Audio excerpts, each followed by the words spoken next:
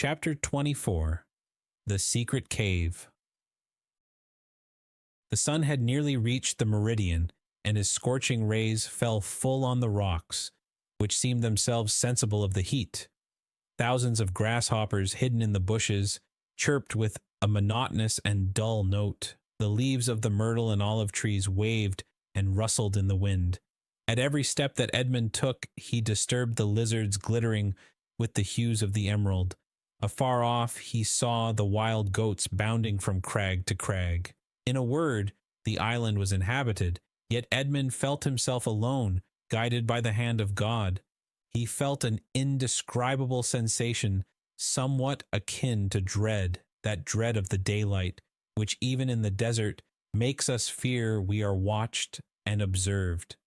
This feeling was so strong that at the moment when Edmund was about to begin his labor, he stopped, laid down his pickaxe, seized his gun, mounted to the summit of the highest rock, and from thence gazed round in every direction. But it was not upon Corsica, the very houses of which he could distinguish, or on Sardinia, or on the island of Elba, with its historical associations, or upon the almost imperceptible line that to the experienced eye of a sailor alone revealed the coast of Genoa, the proud, and Leghorn, the commercial, that he gazed. It was at the brigantine that had left in the morning, and the tartan that had just set sail, that Edmund fixed his eyes. The first was just disappearing in the Straits of Bonifacio. The other, following an opposite direction, was about to round the island of Corsica. This sight reassured him. He then looked at the objects near him.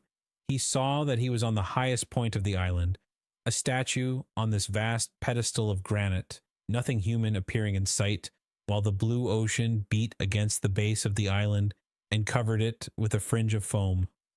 Then he descended with cautious and slow step, for he dreaded lest an accident similar to that he had so adroitly feigned should happen in reality. Dantès, as we have said, had traced the marks along the rocks, and he had noticed that they led to a small creek, which was hidden like the bath of some ancient nymph. This creek was sufficiently wide at its mouth and deep in the center to admit of the entrance of a small vessel of the lugger class, which would be perfectly concealed from observation. Then, following the clue that in the hands of the Abbé Faria had been so skillfully used to guide him through the Daedalian labyrinth of probabilities, he thought that the Cardinal Spada, anxious not to be watched, had entered the creek, concealed his little bark, followed the line marked by the notches in the rock, and at the end of it had buried his treasure. It was this idea that had brought Dantès back to the circular rock. One thing only perplexed Edmund and destroyed his theory. How could this rock, which weighed several tons, have been lifted to this spot without the aid of many men? Suddenly an idea flashed across his mind. Instead of raising it, thought he, they have lowered it. And he sprang from the rock in order to inspect the base on which it had formerly stood. He soon perceived that a slope had been formed, and the rock had slid along this until it stopped at the spot it now occupied. A large stone had served as a wedge. Flints and pebbles had been inserted around it so as to conceal the orifice. This species of masonry had been covered with earth, and grass and weeds had grown there. Moss had clung to the stones, myrtle bushes had taken root, and the old rock seemed fixed to the earth. Dantès dug away the earth carefully, and detected, or fancied he detected, the ingenious artifice. He attacked this wall, cemented by the hand of time, with his pickaxe. After 10 minutes' labor, the wall gave way, and a hole large enough to insert the arm was opened. Dantès went and cut the strongest olive tree he could find, stripped off its branches, inserted it in the hole, and used it as a lever. But the rock was too heavy and too firmly wedged to be moved by any one man, were he Hercules himself. Dantès saw that he must attack the wedge, but how? He cast his eyes around and saw the horn full of powder, which his friend Jacopo had left him. He smiled. The infernal invention would serve him for this purpose. With the aid of his pickaxe, Dantes, after the manner of a labor-saving pioneer, dug a mine between the upper rock and the one that supported it, filled it with powder, then made a match by rolling his handkerchief in saltpetre. He lighted it and retired. The explosion soon followed. The upper rock was lifted from its base by the terrific force of the powder. The lower one flew into pieces. Thousands of insects escaped from the aperture Dante had previously formed, and a huge snake, like the guardian demon of the treasure, rolled himself along in darkening coils and disappeared. Dantes approached the upper rock, which now, without any support, leaned towards the sea. The intrepid treasure-seeker walked round it, and, selecting the spot from whence it appeared most susceptible to attack, placed his lever in one of the crevices and strained every nerve to move the mass. The rock, already shaken by the explosion, tottered on its base. Dantes redoubled his efforts. He seemed like one of the ancient Titans, who uprooted the mountains to hurl against the father of the gods.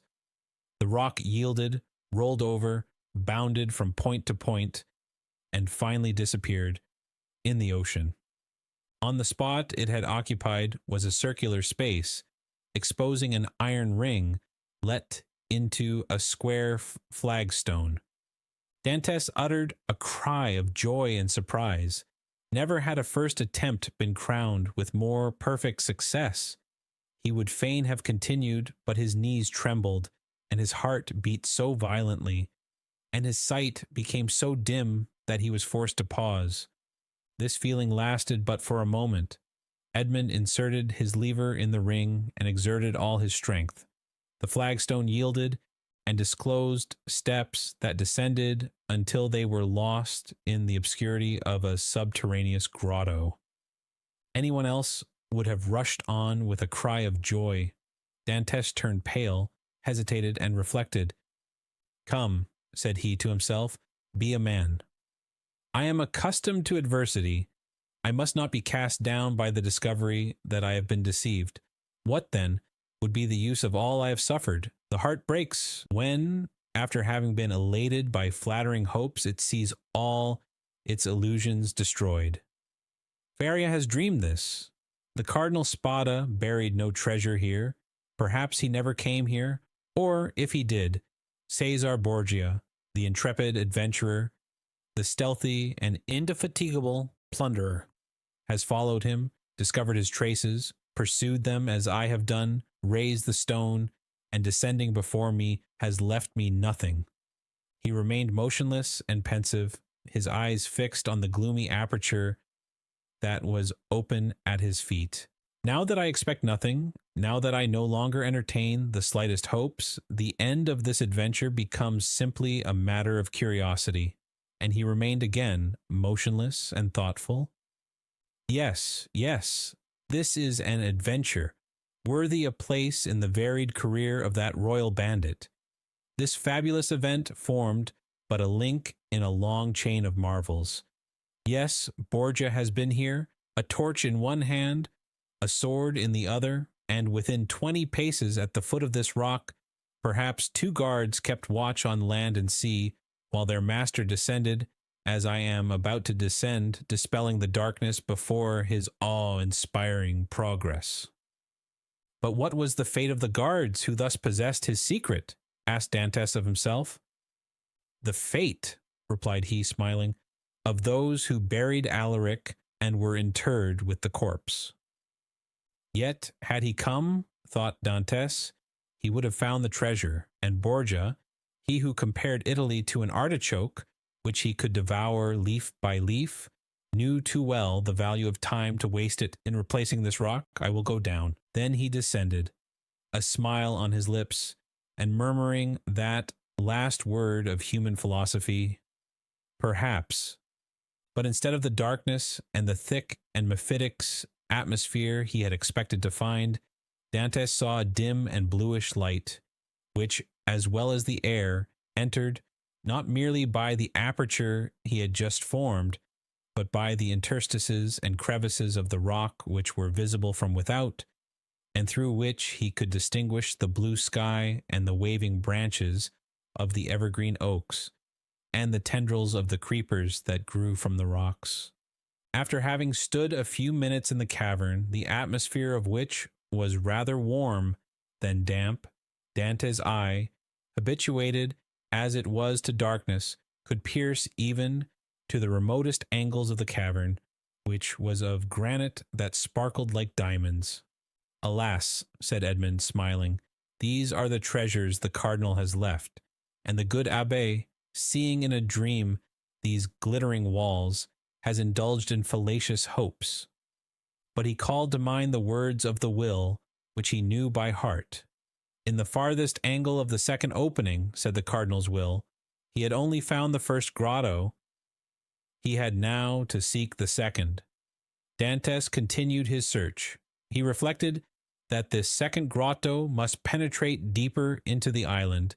He examined the stones and sounded one part of the wall where he fancied the opening existed, masked for precaution's sake. The pickaxe struck for a moment, with a dull sound that drew out of Dante's forehead large drops of perspiration. At last it seemed to him that one part of the wall gave forth a more hollow and deeper echo. He eagerly advanced, and with the quickness of perception that no one but a prisoner possesses, saw that there, in all probability, the opening must be. However, he, like Caesar Borgia, knew the value of time, and, in order to avoid fruitless toil, he sounded all the other walls with his pickaxe, struck the earth with the butt of his gun, and finding nothing that appeared suspicious, returned to that part of the wall whence issued the consoling sound he had before heard. He again struck it, and with greater force. Then a singular thing occurred. As he struck the wall, pieces of stucco similar to that used in the ground work of arabesques broke off and fell to the ground in flakes, exposing a large white stone. The aperture of the rock had been closed with stones. Then the stucco had been applied and painted to imitate granite. Dante struck with the sharp end of his pickaxe, which entered some way between the interstices. It was there he must dig, but by some strange play of emotion, in proportion as the proofs that Faria had not been deceived became stronger, so did his heart give way, and a feeling of discouragement stole over him. This last proof, instead of giving him fresh strength, deprived him of it. The pickaxe descended, or rather fell. He placed it on the ground, passed his hand over his brow, and remounted the stairs, alleging to himself, as an excuse, a desire to be assured that no one was watching him, but in reality because he felt that he was about to faint. The island was deserted, and the sun seemed to cover it with its fiery glance. Afar off, a few small fishing boats studded the bosom of the blue ocean. Dantes had tasted nothing, but he thought not of hunger at such a moment. He hastily swallowed a few drops of rum, and again entered the cavern. The pickaxe that had seemed so heavy was now like a feather in his grasp. He seized it and attacked the wall. After several blows, he perceived that the stones were not cemented, but had been merely placed one upon the other and covered with stucco. He inserted the point of his pickaxe, and using the handle as a lever, with joy soon saw the stone turn as if on hinges and fall at his feet. He had nothing more to do now but with the iron tooth of the pickaxe to draw the stones towards him one by one. The aperture was already sufficiently large for him to enter, but by waiting he could still cling to hope and retard the certainty of deception. At last, after renewed hesitation, Dantes entered the second grotto. The second grotto was lower and more gloomy than the first. The air that could only enter by the newly formed opening had the mephitic smell Dantes was surprised not to find in the outer cavern. He waited in order to allow pure air to displace the foul atmosphere, and then went on. At the left of the opening was a dark and deep angle, but to Dante's eye there was no darkness. He glanced around the second grotto. It was, like the first, empty.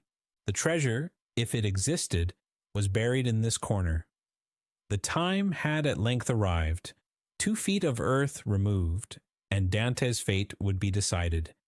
He advanced towards the angle, and summoning all his resolution, attacked the ground with the pickaxe. At the 5th or 6th blow, the pickaxe struck against an iron substance. Never did funeral knell, never did alarm bell produce a greater effect on the hearer. Had Dantes found nothing, he could not have become more ghastly pale.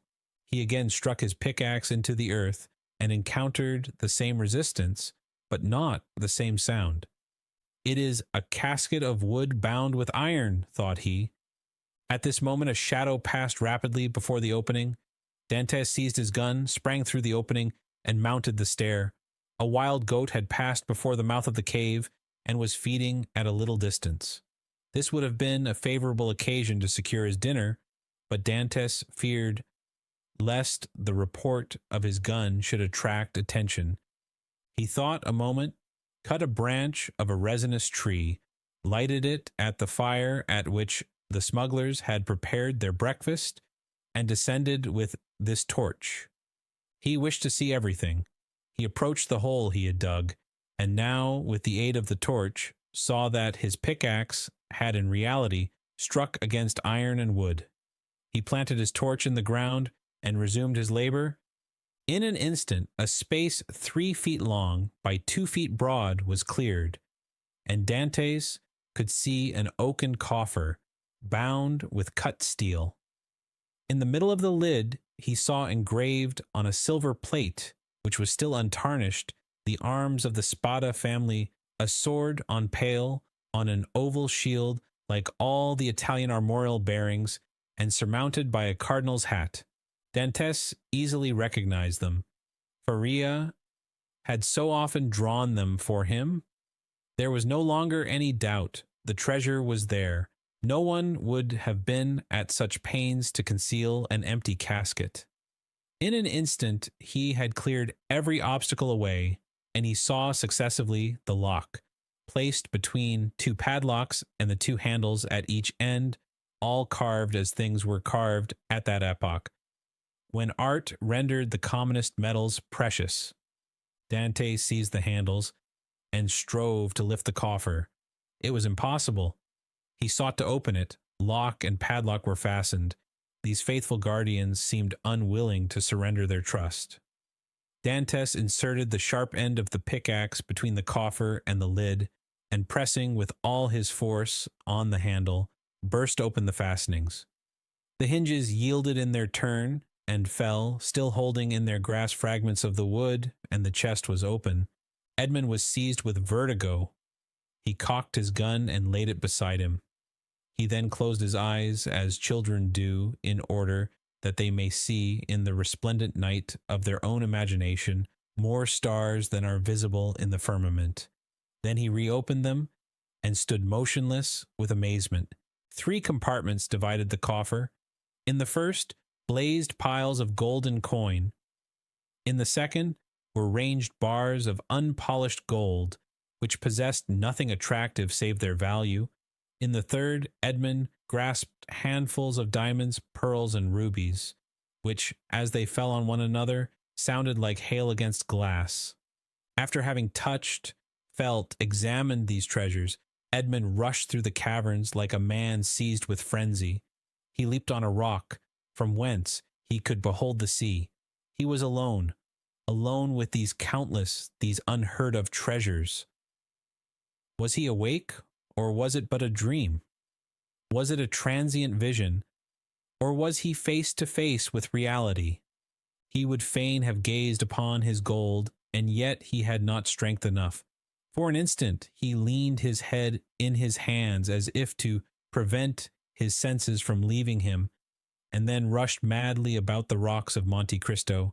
terrifying the wild goats and scaring the seafowls with his wild cries and gestures.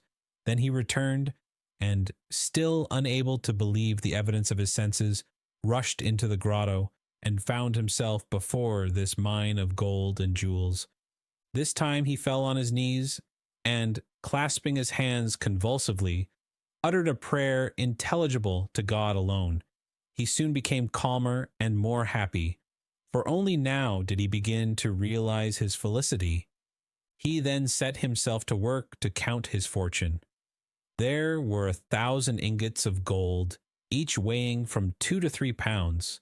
Then he piled up 25,000 crowns, each worth about 80 francs of our money, and bearing the effigies of Alexander VI and his predecessors, and he saw that the complement was not half empty. And he measured 10 double handfuls of pearls, diamonds, and other gems, many of which, mounted by the most famous workmen, were valuable beyond their intrinsic worth. Dante saw the light gradually disappear, and fearing to be surprised in the cavern, left it, his gun in his hand. A piece of biscuit and a small quantity of rum formed his supper, and he snatched a few hours' sleep, lying over the mouth of the cave. It was a night of joy and terror, such as this man of stupendous emotions had already experienced twice or thrice in his lifetime. Chapter 25. The Unknown.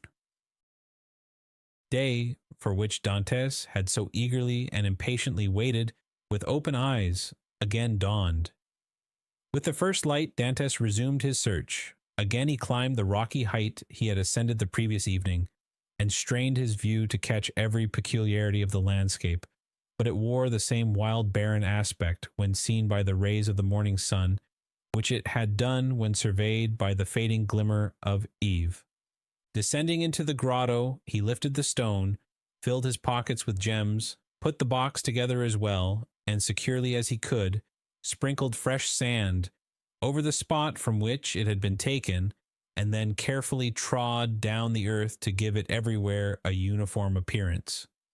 Then, quitting the grotto, he replaced the stone, heaping on it broken masses of rocks and rough fragments of crumbling granite, filling the interstices with earth, into which he deftly inserted rapidly growing plants, such as the wild myrtle and flowering thorn. Then, carefully watering these new plantations, he scrupulously effaced every trace of footsteps, leaving the approach to the cavern as savage-looking and untrodden as he had found it. This done, he impatiently awaited the return of his companions.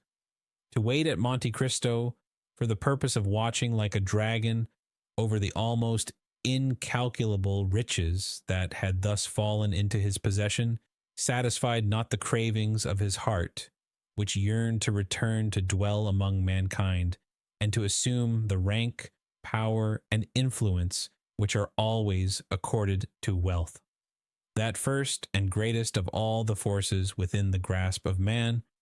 On the 6th day, the smugglers returned.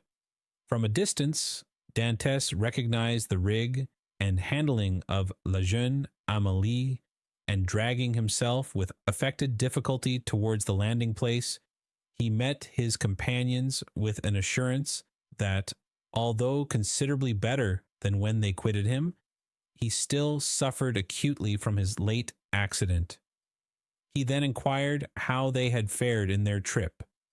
To this question, the smugglers replied that, although successful in landing their cargo in safety, they had scarcely done so when they received intelligence that a guard ship had just quitted the port of Toulon and was crowding all sail towards them.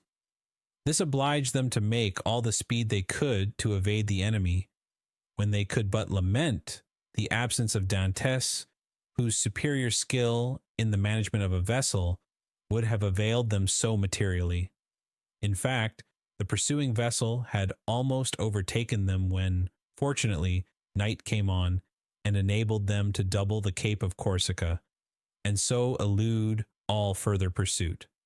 Upon the whole, however, the trip had been sufficiently successful to satisfy all concerned. while the crew, and particularly Jacopo, expressed great regrets that Dantes had not been an equal sharer with themselves in the profits, which amounted to no less a sum than 50 piastres each. Edmond preserved the most admirable self-command, not suffering the faintest indication of a smile to escape him at the enumeration of all the benefits he would have reaped had he been able to quit the island.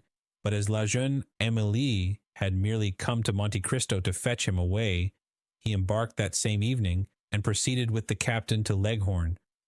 Arrived at Leghorn, he repaired to the house of a Jew, a dealer in precious stones, to whom he disposed of 4 of his smallest diamonds for 5,000 francs each.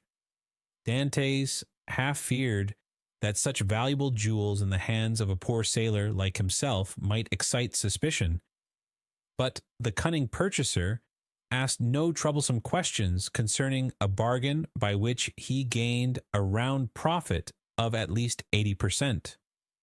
The following day, Dantes presented Jacopo with an entirely new vessel, accompanying the gift by a donation of 100 piastres, that he might provide himself with a suitable crew and other requisites for his outfit, upon condition that he would go at once to Marseille for the purpose of inquiring after an old man named Louis Dantes, residing in the Allée de Meilhan, and also a young woman called Mercedes, an inhabitant of the Catalan village. Jacopo could scarcely believe his senses at receiving this magnificent present, which Dantes hastened to account for by saying that he had merely been a sailor from whim and a desire to spite his family, who did not allow him as much money as he liked to spend, but that on his arrival at Leghorn he had come into possession of a large fortune, left him by an uncle, whose sole heir he was. The superior education of Dante gave an air of such extreme probability to this statement that it never once occurred to Jacopo to doubt its accuracy. The term for which Edmond had engaged to serve on board La Jeune Amélie having expired, Dante took leave of the captain, who at first tried all his powers of persuasion to induce him to remain as one of the crew. But having been told the history of the legacy, he ceased to importune him further. The following morning, Jacopo set sail for Marseille, with directions from Dantes to join him at the island of Monte Cristo.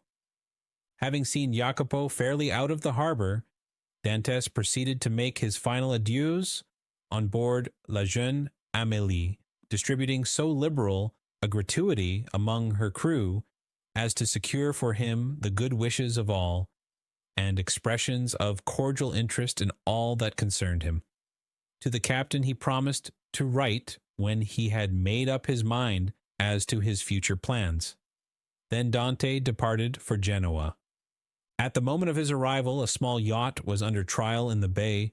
This yacht had been built by order of an Englishman, who, having heard that the Genoese excelled all other builders along the shores of the Mediterranean in the construction of fast-sailing vessels, was desirous of possessing a specimen of their skill. The price agreed upon between the Englishman and the Genoese builder was 40,000 francs. Dantes, struck with the beauty and capability of the little vessel, applied to its owner to transfer it to him, offering 60,000 francs, upon condition that he should be allowed to take immediate possession. The proposal was too advantageous to be refused, the more so as the person for whom the yacht was intended had gone upon a tour through Switzerland, and was not expected back in less than 3 weeks or a month, by which time the builder reckoned upon being able to complete another. A bargain was therefore struck. Dantes led the owner of the yacht to the dwelling of a Jew, retired with the latter for a few minutes to a small back parlor, and upon their return the Jew counted out to the shipbuilder the sum of 60,000 francs in bright gold pieces. The delighted builder then offered his services in providing a suitable crew for the little vessel, but this Dante declined with many thanks, saying he was accustomed to cruise about quite alone, and his principal pleasure consisted in managing his yacht himself. The only thing the builder could oblige him in would be to contrive a sort of secret closet in the cabin at his bed's head. The closet to contain 3 divisions, so constructed as to be concealed from all but himself. The builder cheerfully undertook the commission, and promised to have these secret places completed by the next day, Dantes furnishing the dimensions and plan, in accordance with which they were to be constructed. 2 hours afterward, Dante sailed from the port of Genoa, under the inspection of an immense crowd drawn together by curiosity to see the rich Spanish nobleman who preferred managing his own yacht. But their wonder was soon changed to admiration at seeing the perfect skill with which Dantes handled the helm. The boat indeed seemed to be animated with almost human intelligence, so promptly did it obey the slightest touch, and Dantes required but a short trial of his beautiful craft to acknowledge that the Genoese had not, without reason, attained their high reputation in the art of shipbuilding. The spectators followed the little vessel with their eyes as long as it remained visible. They then turned their conjectures upon her probable destination.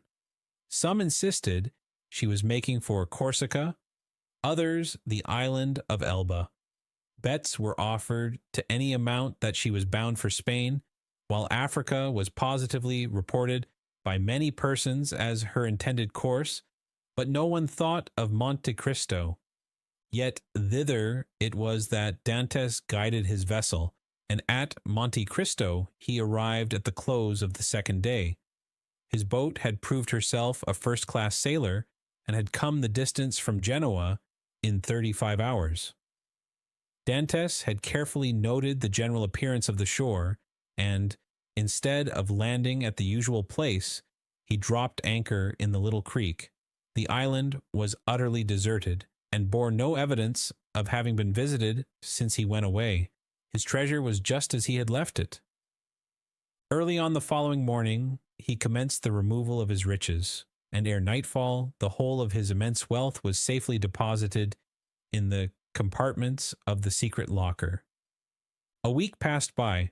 Dantes employed it in maneuvering his yacht round the island, studying it as a skillful horseman would the animal he destined for some important service, till at the end of that time he was perfectly conversant with its good and bad qualities. The former Dantes proposed to augment, the latter to remedy.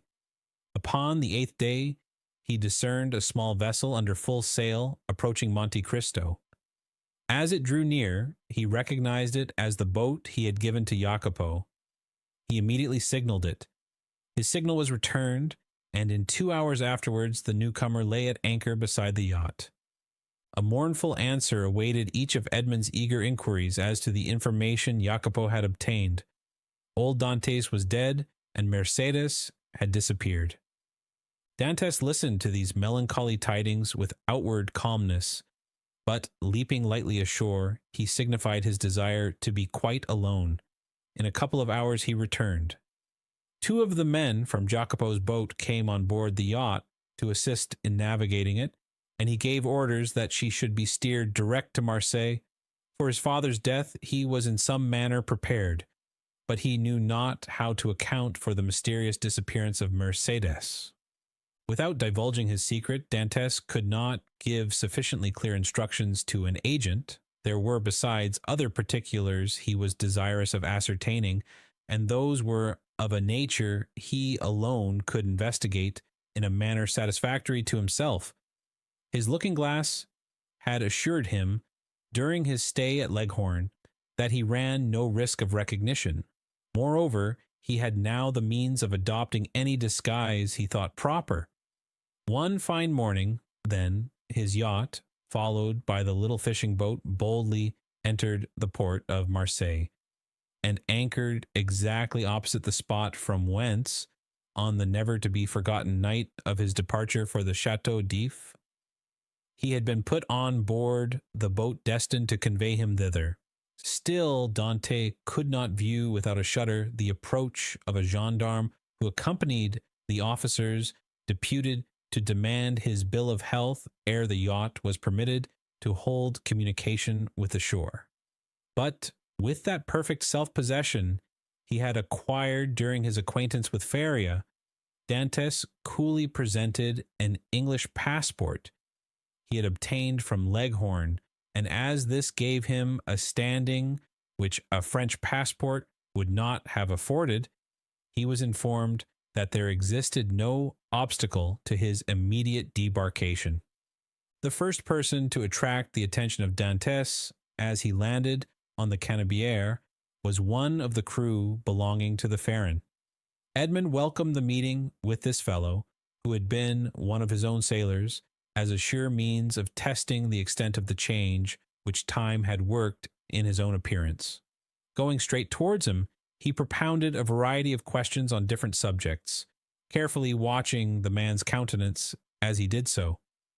But not a word or look implied that he had the slightest idea of ever having seen before the person with whom he was then conversing. Giving the sailor a piece of money in return for his civility, Dantes proceeded onwards, but ere he had gone many steps, he heard the man loudly calling him to stop. Dantes instantly turned to meet him. "I beg your pardon, sir," said the honest fellow, in almost breathless haste, "but I believe you made a mistake. You intended to give me a 2-franc piece, and see, you gave me a double Napoleon." "Thank you, my good friend. I see that I have made a trifling mistake, as you say, but by way of rewarding your honesty I give you another double Napoleon, that you may drink to my health and be able to ask your messmates to join you." So extreme was the surprise of the sailor that he was unable even to thank Edmund, whose receding figure he continued to gaze after in speechless astonishment. "Some nabob from India," was his comment. Dantes, meanwhile, went on his way. Each step he trod oppressed his heart with fresh emotion. His first and most indelible recollections were there. Not a tree, not a street that he passed, but seemed filled with dear and cherished memories. And thus he proceeded onwards till he arrived at the end of Rue de Noailles, from whence a full view of the Allée de Melhan was obtained.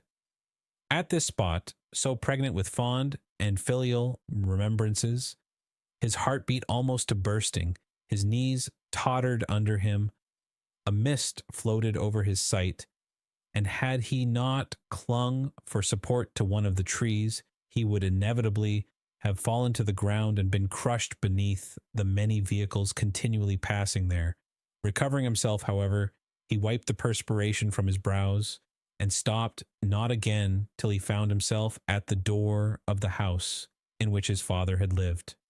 The nasturtiums and other plants which his father had delighted to train before his window had all disappeared from the upper part of the house. Leaning against the tree, he gazed thoughtfully for a time at the upper stories of the shabby little house. Then he advanced to the door and asked whether there were any rooms to be let. Though answered in the negative, he begged so earnestly to be permitted to visit those on the 5th floor, that, in despite of the oft-repeated assurance of the concierge that they were occupied, Dante succeeded in inducing the man to go up to the tenants and ask permission for a gentleman to be allowed to look at them. The tenants of the humble lodging were a young couple who had been scarcely married a week, and seeing them, Dante sighed heavily. Nothing in the 2 small chambers forming the apartments remained as it had been in the time of the elder Dantes. The very paper was different, while the articles of antiquated furniture with which the rooms had been filled in Edmund's time had all disappeared. The 4 walls alone remained as he had left them. The bed belonging to the present occupants was placed as the former owner of the chamber had been accustomed to have his, and, in spite of his efforts to prevent it, the eyes of Edmund were suffused in tears as he reflected that on that spot the old man had breathed his last, vainly calling for his son. The young couple gazed with astonishment at the sight of their visitor's emotion, and wondered to see the large tears silently chasing each other down his otherwise stern and immovable features. But they felt the sacredness of his grief, and kindly refrained from questioning him as to its cause, while, with instinctive delicacy, they left him to indulge his sorrow alone. When he withdrew from the scene of his painful recollections, they both accompanied him downstairs, reiterating their hope that he would come again whenever he pleased, and assuring him that their poor dwelling would ever be open to him. As Edmund passed the door on the 4th floor, he paused to inquire whether Caderousse the tailor still dwelt there, but he received for reply that the person in question had got into difficulties, and at the present time kept a small inn on the route from Bellegarde to Beaucaire. Having obtained the address of the person to whom the house in the Allée de Meilhan belonged, Dantès next proceeded thither, and, under the name of Lord Wilmore, the name and title inscribed on his passport, purchased the small dwelling for the sum of 25,000 francs, at least 10,000 more than it was worth. But had its owner asked 500,000, it would unhesitatingly have been given. The very same day, the occupants of the apartments on the 5th floor of the house, now become the property of Dantès, were duly informed by the notary who had arranged the necessary transfer of deeds, etc., that the new landlord gave them their choice of any of the rooms in the house, without the least augmentation of rent, upon condition of their giving instant possession of the 2 small chambers they at present inhabited. This strange event aroused great wonder and curiosity in the neighborhood of the Allée de Meilhan, and a multitude of theories were afloat, none of which was anywhere near the truth. But what raised public astonishment to a climax, and set all conjecture at defiance, was the knowledge that the same stranger who had in the morning visited the Allée de Meilhan had been seen in the evening walking in the little village of the Catalans, and afterwards observed to enter a poor fisherman's hut, and to pass more than an hour in inquiring after persons who had either been dead or gone away for more than 15 or 16 years. But on the following day, the family from whom all these particulars had been asked received a handsome present, consisting of an entirely new fishing boat, with 2 seines and a tender. The delighted recipients of these munificent gifts would gladly have poured out their thanks to their generous benefactor, but they had seen him, upon quitting the hut, merely give some orders to a sailor, and then springing lightly on horseback, leave Marseilles by the Porte d'Aix. Chapter 26. The Pont du Gard Inn. Such of my readers as have made a pedestrian excursion to the south of France may perchance have noticed, about midway between the town of Beaucaire and the village of Bellegarde, a little nearer to the former than to the latter, a small roadside inn, from the front of which hung, creaking and flapping in the wind, a sheet of tin covered with a grotesque representation of the Pont du Gard. This modern place of entertainment stood on the left-hand side of the post road and backed upon the Rhone. It also boasted of what in Languedoc is styled a garden, consisting of a small plot of ground on the side opposite to the main entrance, reserved for the reception of guests. A few dingy olives and stunted fig trees struggled hard for existence, but their withered, dusty foliage abundantly proved how unequal was the conflict. Between these sickly shrubs grew a scanty supply of garlic, tomatoes, and eschalots, while, lone and solitary, like a forgotten sentinel, a tall pine raised its melancholy head in one of the corners of this unattractive spot, and displayed its flexible stem and fan-shaped summit, dried and cracked by the fierce heat of the subtropical sun. All these trees, great or small, were turned in the direction to which the Mistral blows, one of the three curses of Provence, the others being the Durance and the Parliament. In the surrounding plain, which more resembled a dusty lake than solid ground, were scattered a few miserable stalks of wheat, the effect, no doubt, of a curious desire on the part of the agriculturists of the country to see whether such a thing as the raising of grain in those parched regions was practicable. Each stalk served as a perch for a grasshopper, which regaled the passers-by through this Egyptian scene with its strident, monotonous note. For about 7 or 8 years, the little tavern had been kept by a man and his wife, with 2 servants, a chambermaid named Trinette, and a hostler called Picot.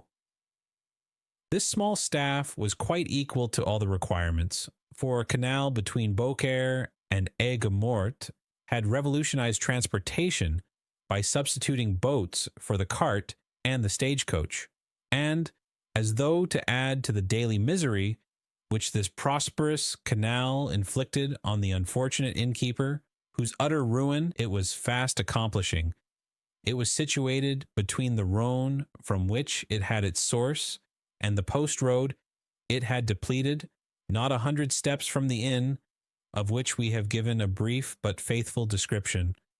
The innkeeper himself was a man of from 40 to 55 years of age, tall, strong, and bony, a perfect specimen of the natives of those southern latitudes. He had dark, sparkling, and deep-set eyes, hooked nose, and teeth white as those of a carnivorous animal. His hair, like his beard, which he wore under his chin, was thick and curly, and in spite of his age, but slightly interspersed with a few silvery threads. His naturally dark complexion had assumed a still further shade of brown from the habit the unfortunate man had acquired of stationing himself from morning till eve at the threshold of his door, on the lookout for guests who seldom came, yet there he stood, day after day, exposed to the meridional rays of a burning sun, with no other protection for his head than a red handkerchief twisted around it, after the manner of the Spanish muleteers. This man was our old acquaintance, Gaspard Caderousse. His wife, on the contrary, whose maiden name had been Madeleine Radel, was pale, meagre, and sickly-looking.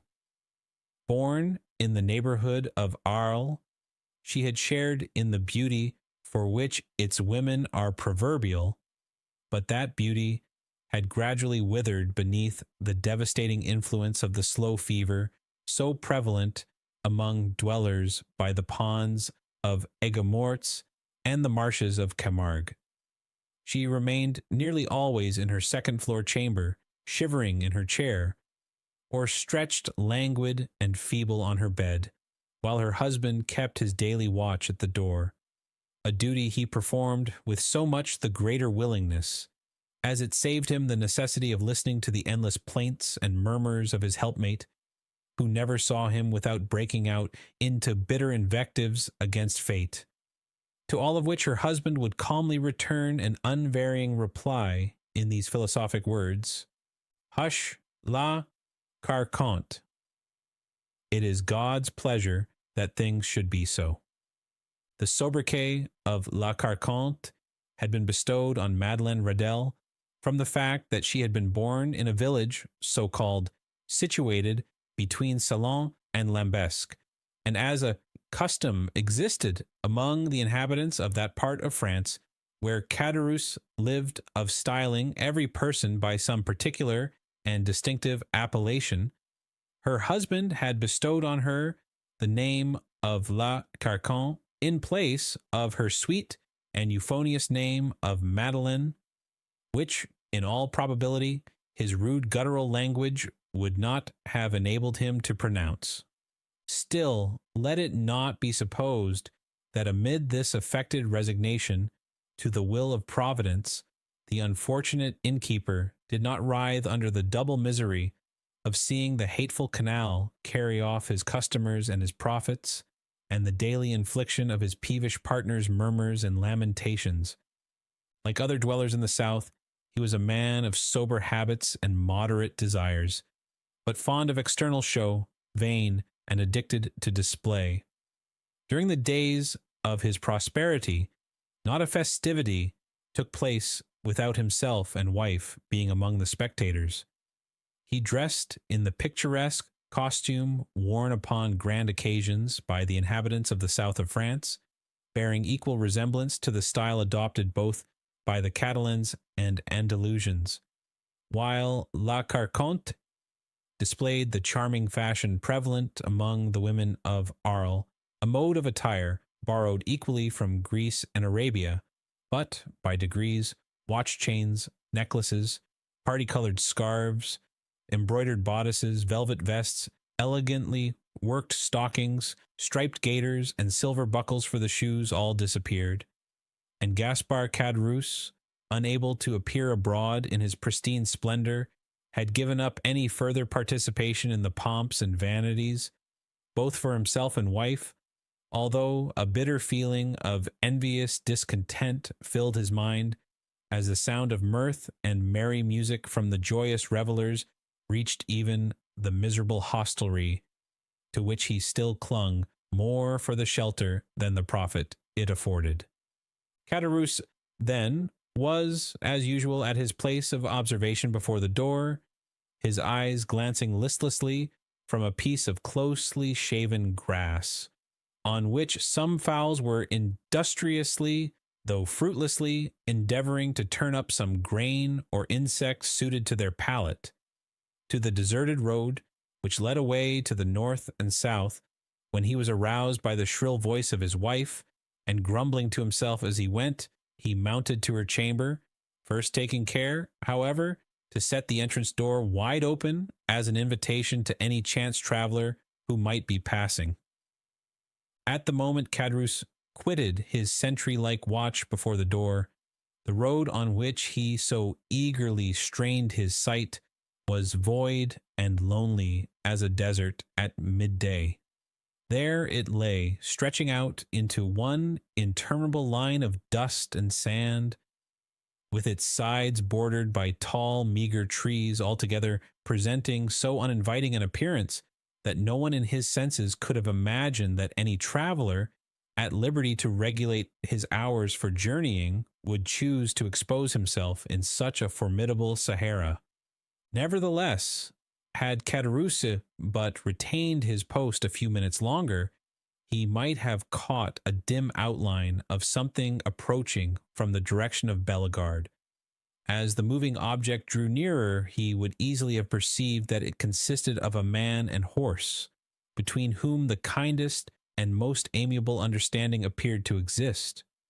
The horse was of Hungarian breed, and ambled along at an easy pace. His rider was a priest, dressed in black, and wearing a three-cornered hat. And, spite of the ardent rays of a noonday sun, the pair came on with a fair degree of rapidity. Having arrived before the Pont de Garde, the horse stopped, but whether for his own pleasure or that of his rider would have been difficult to say. However that might have been, the priest, dismounting, led his steed by the bridle in search of some place to which he could secure him. Availing himself of a handle that projected from a half-fallen door, he tied the animal safely, and having drawn a red cotton handkerchief from his pocket, wiped away the perspiration that streamed from his brow. Then, advancing to the door, struck thrice with the end of his iron-shod stick. At this unusual sound, a huge black dog came rushing to meet the daring assailant of his ordinarily tranquil abode, snarling and displaying his sharp white teeth with a determined hostility that abundantly proved how little he was accustomed to society. At that moment, a heavy footstep was heard descending the wooden staircase that led from the upper floor, and, with many bows and courteous smiles, The host of the Pont du Gard besought his guest to enter. "You are welcome, sir, most welcome," repeated the astonished Caderousse. "Now then, Margotin," cried he, speaking to the dog, "will you be quiet? Pray don't heed him, sir. He only barks, he never bites. I make no doubt a glass of good wine would be acceptable this dreadfully hot day." Then, perceiving for the first time the garb of the traveler he had to entertain, Caderousse hastily exclaimed, "1,000 pardons! I really did not observe whom I had the honor to receive under my poor roof. What would the Abbé please to have? What refreshment can I offer? All I have is at his service." The priest gazed on the person addressing him with a long and searching gaze. There even seemed a disposition on his part to court a similar scrutiny on the part of the innkeeper. Then, observing in the countenance of the latter no other expression than extreme surprise at his own want of attention to an inquiry so courteously worded, he deemed it as well to terminate this dumb show, and therefore said, speaking with a strong Italian accent, "You are, I presume, Monsieur Caderousse?" "Yes, sir," answered the host, even more surprised at the question than he had been by the silence which had preceded it. "I am Gaspard Caderousse, at your service." "Gaspard Caderousse?" rejoined the priest. "Yes, Christian and surname are the same. You formerly lived, I believe, in the Allée de Mailhan on the 4th floor?" "I did." "And you followed the business of a tailor?" "True, I was a tailor till the trade fell off. It is so hot at Marseille that really I believe that the respectable inhabitants will in time go without any clothing whatever. But talking of heat, is there nothing I can offer you by way of refreshment?" "Yes, let me have a bottle of your best wine, and then, with your permission, we will resume our conversation from where we left off." "As you please, sir," said Caderousse, who, anxious not to lose the present opportunity of finding a customer for one of the few bottles of Cahors still remaining in his possession, hastily raised a trapdoor in the floor of the apartment they were in, which served both as parlor and kitchen. Upon issuing forth from his subterranean retreat, at the expiration of 5 minutes, he found the Abbé seated upon a wooden stool, leaning his elbow on a table, while Margotin, whose animosity seemed appeased by the unusual command of the traveler for refreshments, had crept up to him, and had established himself very comfortably between his knees, his long, skinny neck resting on his lap, while his dim eye was fixed earnestly on the traveler's face. "Are you quite alone?" inquired the guest, as Caderousse placed before him the bottle of wine and a glass. "Quite alone," replied the man, "or at least practically so, for my poor wife, who is the only person in the house besides myself, is laid up with illness and unable to render me the least assistance. Poor thing." "You are married, then?" said the priest, with a show of interest, glancing round as he spoke at the scanty furnishings of the apartment. "Ah, sir," said Caderousse with a sigh, "it is easy to perceive I am not a rich man, but in this world a man does not thrive the better for being honest." The abbé fixed on him a searching, penetrating glance. "Yes, honest, I can certainly say that much for myself," continued the innkeeper, fairly sustaining the scrutiny of the abbé's gaze. "I can boast with truth of being an honest man, and," continued he significantly, with a hand on his breast and shaking his head, "that is more than everyone can say nowadays."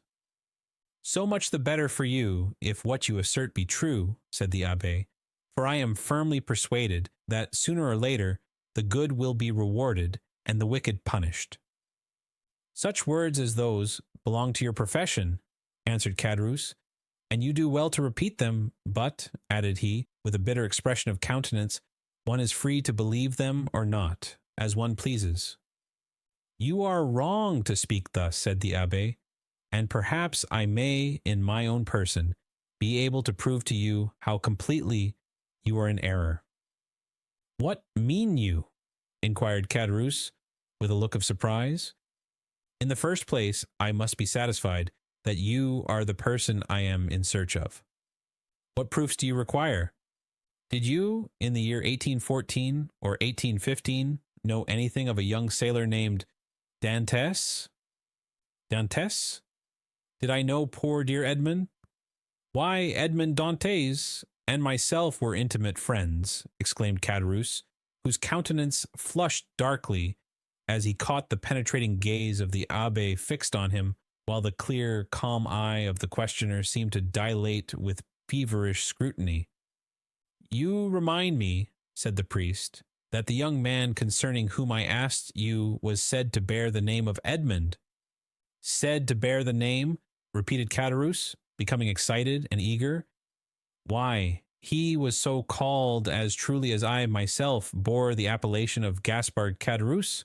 But tell me, I pray, what has become of poor Edmond? Did you know him? Is he alive and at liberty? Is he prosperous and happy? He died a more wretched, hopeless, heartbroken prisoner than the felons who pay the penalty of their crimes at the galleys of Toulon. A deadly pallor followed the flush on the countenance of Caderousse, who turned away, and the priest saw him wiping the tears from his eyes with the corner of the red handkerchief twisted round his head. Poor fellow, murmured Caderousse. Well, there, sir, is another proof that good people are never rewarded on this earth, and that none but the wicked prosper. Ah, continued Caderousse, speaking in the highly colored language of the South, the world grows worse and worse. Why does not God, if he really hates the wicked, as he is said to do, send down brimstone and fire and consume them altogether? You speak as though you had loved this young Dantes, observed the abbé, without taking any notice of his companion's vehemence. And so I did, replied Caderousse, though once, I confess, I envied him his good fortune, but I swear to you, sir, I swear to you, by everything a man holds dear, I have since then deeply and sincerely lamented his unhappy fate. There was a brief silence, during which the fixed, searching eye of the abbé was employed in scrutinizing the agitated features of the innkeeper. You knew the poor lad, then, continued Caderousse. I was called to see him on his dying bed, that I might administer to him the consolations of religion. And of what did he die? Asked Caderousse in a choking voice. Of what, think you, do young and strong men die in prison when they have scarcely numbered their 30th year, unless it be of imprisonment? Caderousse wiped away the large beads of perspiration that gathered on his brow. But the strangest part of the story is, resumed the abbé, that Dantes, even in his dying moments, swore by his crucified Redeemer that he was utterly ignorant of the cause of his detention. And so he was, murmured Caderousse. How should he have been otherwise? Ah, sir, the poor fellow told you the truth. And for that reason, he besought me to try and clear up a mystery he had never been able to penetrate, and to clear his memory should any foul spot or stain have fallen on it. And here the look of the abbé, becoming more and more fixed, seemed to rest with ill-concealed satisfaction on the gloomy depression which was rapidly spreading over the countenance of Caderousse. A rich Englishman, continued the abbé, who had been his companion in misfortune, but had been released from prison during the Second Restoration, was possessed of a diamond of immense value. This jewel he bestowed on Dantes upon himself, quitting the prison, as a mark of his gratitude for the kindness and brotherly care with which Dantes had nursed him in a severe illness he underwent during his confinement. Instead of employing this diamond in attempting to bribe his jailers, who might only have taken it and then betrayed him to the governor, Dantes carefully preserved it, that in the event of his getting out of prison, he might have wherewithal to live, for the sale of such a diamond would have quite sufficed to make his fortune. Then, I suppose, asked Caderousse, with eager, glowing looks, that it was a stone of immense value? Why, everything is relative, answered the abbé. To one in Edmond's position, the diamond certainly was of great value. It was estimated at 50,000 francs. Bless me, exclaimed Caderousse, 50,000 francs. Surely the diamond was as large as a nut to be worth all that? No, replied the abbé, it was not of such a size as that, but you shall judge for yourself. I have it with me. The sharp gaze of Caderousse was instantly directed towards the priest's garments, as though hoping to discover the location of the treasure. Calmly drawing forth from his pocket a small box covered with black shagreen, the abbé opened it and displayed to the dazzled eyes of Caderousse the sparkling jewel it contained, set in a ring of admirable workmanship. And that diamond, cried Caderousse, almost breathless with eager admiration, you say is worth 50,000 francs? It is, without the setting, which is also valuable, replied the abbé, as he closed the box and returned it to his pocket, while its brilliant hues seemed still to dance before the eyes of the fascinated innkeeper. But how comes the diamond in your possession, sir? Did Edmond make you his heir? No, merely his testamentary executor. I once possessed 4 dear and faithful friends, besides the maiden to whom I was betrothed, he said, and I feel convinced they have all unfeignedly grieved over my loss. The name of one of the 4 friends is Caderousse. The innkeeper shivered. Another of the number, continued the abbé, without seeming to notice the emotion of Caderousse, is called Danglars, and the third, in spite of being my rival, entertained a very sincere affection for me. A fiendish smile played over the features of Caderousse, who was about to break in upon the abbé's speech, when the latter, waving his hand, said, Allow me to finish first, and then if you have any observations to make, you can do so afterwards. The third of my friends, although my rival, was much attached to me. His name was Fernand. That of my betrothed was— Stay, continued the abbé. I have forgotten what he called her. Mercédès, said Caderousse eagerly. True, said the abbé with a stifled sigh. Mercédès it was. Go on, urged Caderousse. Bring me a carafe of water, said the abbé.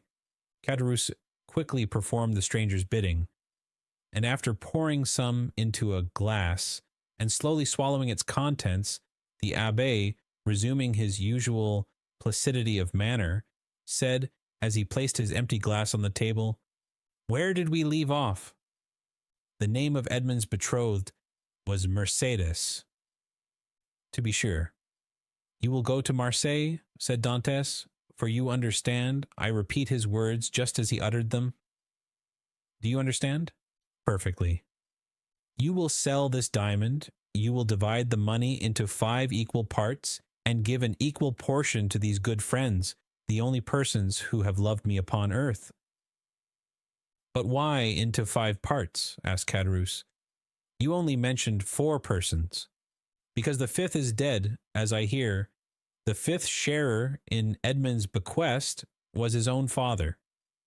Too true, ejaculated Caderousse, almost suffocated by the contending passions which assailed him. The poor old man did die. I learned so much at Marseille, replied the abbé, making a strong effort to appear indifferent. But from the length of time that has elapsed since the death of the elder Dantès, I was unable to obtain any particulars of his end. Can you enlighten me on that point? I do not know who could if I could not, said Caderousse. Why, I lived almost on the same floor with the poor old man. Ah, yes. About a year after the disappearance of his son, the poor old man died. Of what did he die? Why, the doctors called his complaint gastroenteritis, I believe. His acquaintances say he died of grief. But I, who saw him in his dying moments, I say he died of... Caderousse paused. Of what? Asked the priest, anxiously and eagerly. Why, of downright starvation. Starvation! Exclaimed the abbé, springing from his seat. Why, the vilest animals are not suffered to die by such a death as that. The very dogs that wander houseless and homeless in the streets find some pitying hand to cast them a mouthful of bread, and that a man, a Christian, should be allowed to perish of hunger in the midst of other men who call themselves Christians is too horrible for belief. Oh, it is impossible, utterly impossible. What I have said, answered Caderousse. And you are a fool for having said anything about it, said a voice from the top of the stairs. Why should you meddle with what does not concern you? The two men turned quickly, and saw the sickly countenance of La Carconte peering between the baluster rails. Attracted by the sound of voices, she had feebly dragged herself down the stairs, and, seated on the lower step, head on knees, she had listened to the foregoing conversation. Mind your own business, wife, replied Caderousse sharply. This gentleman asks me for information, which common politeness will not permit me to refuse. Politeness, you simpleton, retorted La Carconte. What have you to do with politeness, I should like to know. Better study a little common prudence. How do you know the motives that person may have for trying to extract all he can from you? I pledge you my word, madam, said the abbé, that my intentions are good, and that your husband can incur no risk, provided he answers me candidly. Ah, that's all very fine, retorted the woman. Nothing is easier than to begin with fair promises and assurances of nothing to fear. But when poor silly folks like my husband there have been persuaded to tell all they know, the promises and assurances of safety are quickly forgotten, and at some moment, when nobody is expecting it, behold, trouble and misery and all sorts of persecutions are heaped on the unfortunate wretches, who cannot even see whence all their afflictions come. Nay, nay, my good woman, make yourself perfectly easy, I beg of you. Whatever evils may befall you, they will not be occasioned by my instrumentality, that I solemnly promise you. La Carconte muttered a few inarticulate words, then let her head again drop upon her knees, and went into a fit of ague, leaving the two speakers to resume the conversation, but remaining so as to be able to hear every word they uttered. Again the abbé had been obliged to swallow a draught of water to calm the emotions that threatened to overpower him. When he had sufficiently recovered himself, he said, It appears, then, that the miserable old man you were telling me of was forsaken by everyone.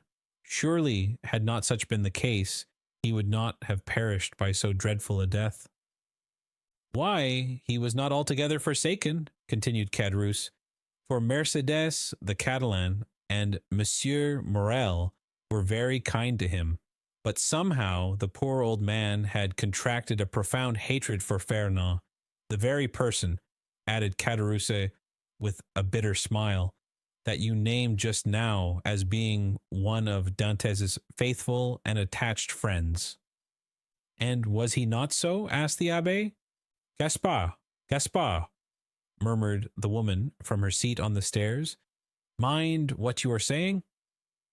Caderousse made no reply to these words, though evidently irritated and annoyed by the interruption, but, addressing the abbé, said, Can a man be faithful to another whose wife he covets and desires for himself?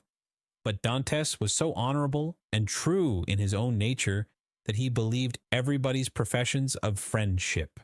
Poor Edmond, he was cruelly deceived, but it was fortunate that he never knew, or he might have found it more difficult, when on his deathbed, to pardon his enemies.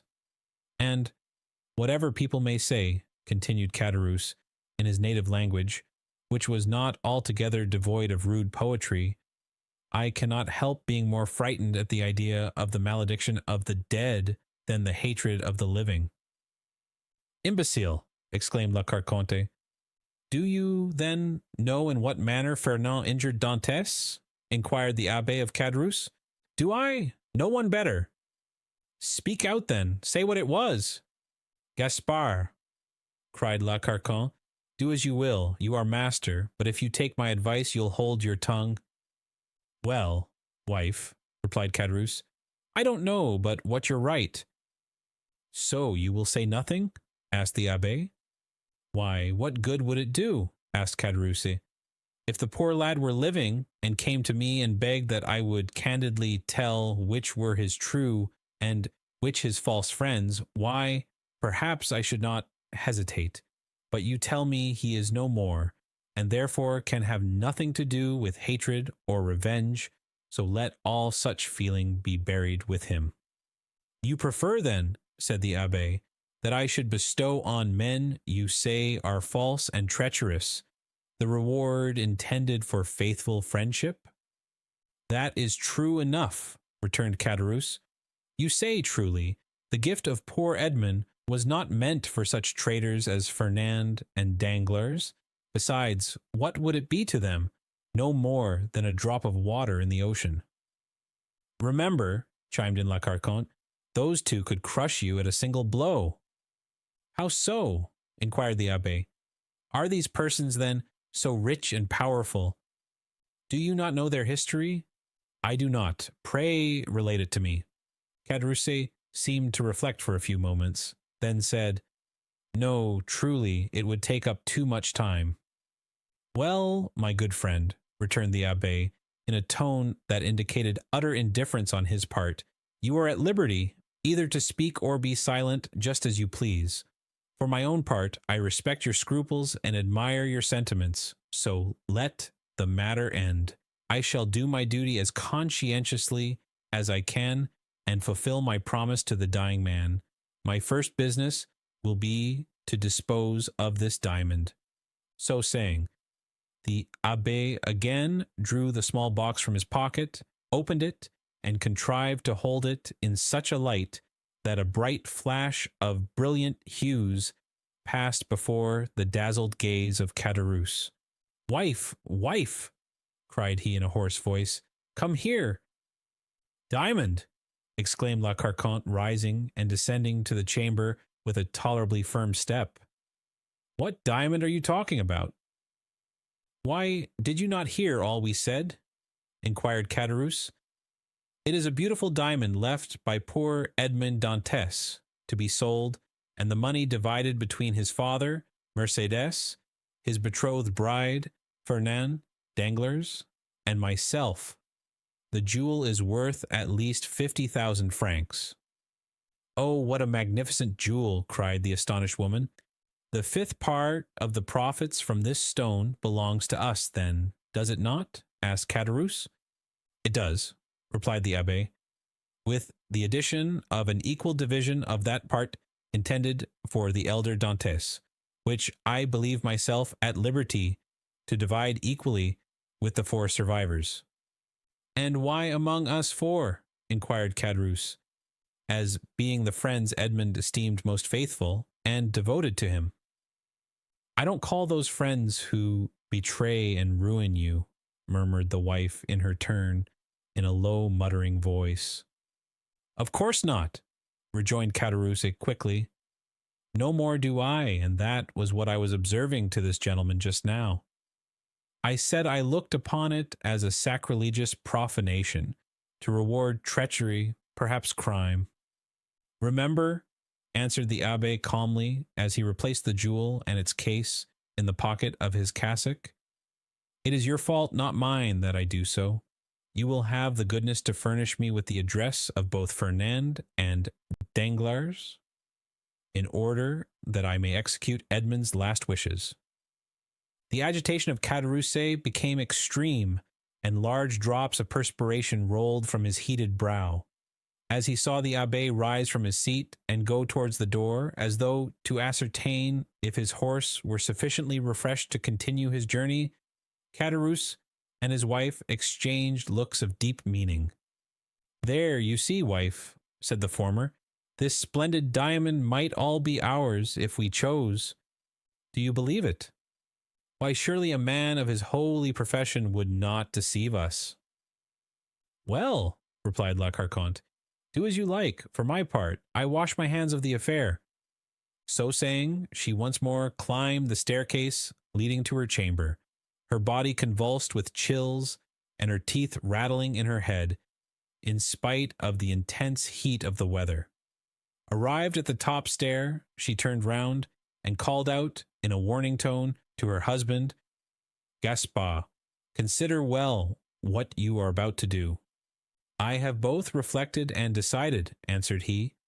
La Carconte then entered her chamber, the flooring of which creaked beneath her heavy, uncertain tread, as she proceeded towards her armchair, into which she fell as though exhausted. Well, asked the abbé as he returned to the apartment below, what have you made up your mind to do? To tell you all I know, was the reply. I certainly think you act wisely in so doing, said the priest, not because I have the least desire to learn anything you may please to conceal from me, but simply that if, through your assistance, I could distribute the legacy according to the wishes of the testator, why, so much the better, that is all. I hope it may be so, replied Caderousse, his face flushed with cupidity. I am all attention, said the abbé. Stop a minute, answered Caderousse. We might be interrupted in the most interesting part of my story, which would be a pity, and it is as well that your visit hither should be made known only to ourselves. With these words he went stealthily to the door, which he closed, and, by way of still greater precaution, bolted and barred it, as he was accustomed to do at night. During this time the abbé had chosen his place for listening at his ease. He removed his seat into a corner of the room, where he himself would be in deep shadow, while the light would be fully thrown on the narrator. Then, with head bent down and hands clasped, or rather clenched together, he prepared to give his whole attention to Caderousse, who seated himself on the little stool exactly opposite to him. Remember, this is no affair of mine, said the trembling voice of La Carconte, as though through the flooring of her chamber she viewed the scene that was enacting below. Enough, enough, replied Caderousse. Say no more about it. I will take all the consequences upon myself. And he began his story. Chapter 27. The Story. First, sir, said Caderousse, you must make me a promise. What is that? Inquired the abbé. Why, if you ever make use of the details I am about to give you, that you will never let anyone know that it was I who supplied them, for the persons of whom I am about to talk are rich and powerful, and if they only laid the tips of their fingers on me, I should break to pieces like glass. Make yourself easy, my friend, replied the abbé. I am a priest, and confessions die in my breast. Recollect, our only desire is to carry out in a fitting manner the last wishes of our friend. Speak then without reserve as without hatred. Tell the truth, the whole truth. I do not know, never may know, the persons of whom you are about to speak. Besides, I am an Italian, and not a Frenchman, and belong to God, and not to man, and I shall shortly retire to my convent, which I have only quitted to fulfill the last wishes of a dying man. This positive assurance seemed to give Caderousse a little courage. Well, then, under these circumstances, said Caderousse, I will. I even believe I ought to undeceive you as to the friendship which poor Edmond thought so sincere and unquestionable. Begin with his father, if you please, said the abbé. Edmond talked to me a great deal about the old man for whom he had the deepest love. The history is a sad one, sir, said Caderousse, shaking his head. Perhaps you know all the earlier part of it? Yes, answered the abbé. Edmond related to me everything until the moment when he was arrested in a small cabaret close to Marseille. At Les Réserves. Oh, yes, I can see it all before me this moment. Was it not his betrothal feast? It was, and the feast that began so gaily had a very sorrowful ending, a police commissary, followed by 4 soldiers, entered, and Dante was arrested. Yes, and up to this point I know all, said the priest. Dantes himself only knew that which personally concerned him, for he never beheld again the 5 persons I have named to you, or heard mention of any one of them. Well, when Dante was arrested, Monsieur Morel hastened to obtain the particulars, and they were very sad. The old man returned alone to his home, folded up his wedding suit with tears in his eyes, and paced up and down his chamber the whole day, and would not go to bed at all. For I was underneath him, and heard him walking the whole night. And for myself, I assure you, I could not sleep either. For the grief of the poor father gave me great uneasiness, and every step he took went to my heart as really as if his foot had pressed against my breast. The next day Mercédès came to implore the protection of Monsieur de Villefort. She did not obtain it, however, and went to visit the old man. When she saw him so miserable and heartbroken, having passed a sleepless night, and not touched food since the previous day, she wished him to go with her, that she might take care of him, but the old man would not consent. No, was the old man's reply, I will not leave this house, for my poor dear boy loves me better than anything in the world, and if he gets out of prison, he will come and see me the first thing. And what would he think if I did not wait here for him? I heard all this from the window, for I was anxious that Mercédès should persuade the old man to accompany her, for his footsteps over my head night and day did not leave me a moment's repose. But did you not go upstairs and try to console the poor old man? Asked the abbé. Ah, sir, replied Caderousse, we cannot console those who will not be consoled, and he was one of these. Besides, I know not why, but he seemed to dislike seeing me. One night, however, I heard his sobs, and I could not resist my desire to go up to him. But when I reached his door, he was no longer weeping, but praying. I cannot now repeat to you, sir, all the eloquent words and imploring language he made use of. It was more than piety, it was more than grief. And I, who am no cantor, and hate the Jesuits, said then to myself, it is really well, and I am very glad that I have not any children. For if I were a father, and felt such excessive grief as the old man does, and did not find in my memory or heart all he is now saying, I should throw myself into the sea at once, for I could not bear it. Poor father, murmured the priest. From day to day he lived on alone, and more solitary. Monsieur Morel and Mercédès came to see him, but his door was closed, and, although I was certain he was at home, he would not make any answer. One day, when, contrary to his custom, he had admitted Mercédès, and the poor girl, in spite of her own grief and despair, endeavored to console him, he said to her, be assured, my dear daughter, he is dead, and instead of expecting him, it is he who is awaiting us. I am quite happy, for I am the oldest, and of course shall see him first. However well disposed a person may be, why, you see, we leave off after a time seeing persons who are in sorrow, they make one melancholy. And so, at last, old Dantes was left all to himself, and I only saw from time to time strangers go up to him and come down again with some bundle they tried to hide, but I guessed what these bundles were, and that he sold by degrees what he had to pay for his subsistence. At length the poor old fellow reached the end of all he had. He owed 3/4 rent, and they threatened to turn him out. He begged for another week, which was granted to him. I know this, because the landlord came into my apartment when he left his. For the first 3 days I heard him walking about as usual, but on the 4th I heard nothing. I then resolved to go up to him at all risks. The door was closed, but I looked through the keyhole, and saw him so pale and haggard that, believing him very ill, I went and told Monsieur Morel, and then ran on to Mercédès.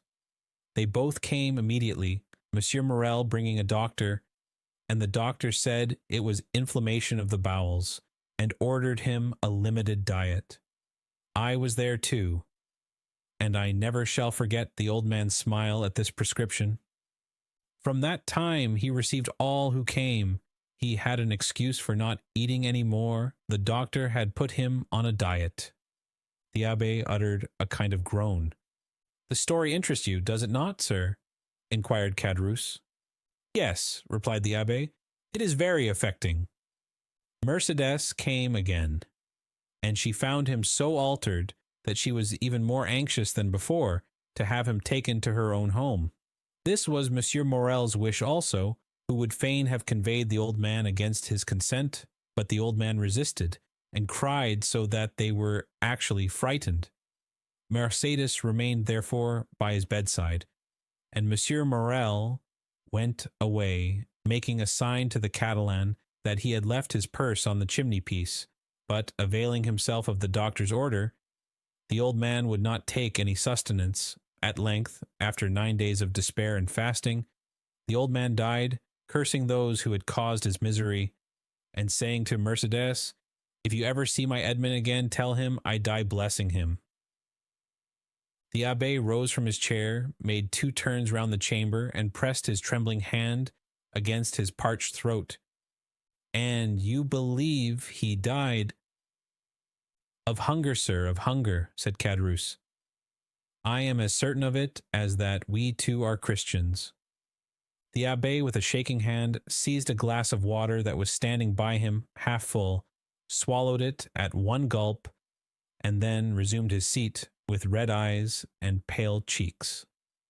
"This was indeed a horrid event," said he in a hoarse voice. "The more so, sir, as it was men's and not God's doing." "Tell me of those men," said the abbé. "And remember, too," he added in an almost menacing tone, "you have promised to tell me everything. Tell me, therefore, who are these men who killed the son with despair and the father with famine?" "2 men jealous of him, sir, one from love and the other from ambition, Fernand and Danglars." "How was this jealousy manifested? Speak on." "They denounced Edmond as a Bonapartist agent." "Which of the 2 denounced him?" "Which was the real delinquent?" "Both, sir. One with a letter, and the other put it in the post." "And where was this letter written?" "At La Réserve, the day before the betrothal feast." "'Twas so, then, murmured the abbé. "Oh, Feria, Feria, how well did you judge men and things." "What did you please to say, sir?" asked Caderousse.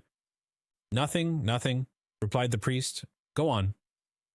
"It was Danglars who wrote the denunciation with his left hand, that his writing might not be recognized, and Fernand, who put it in the post."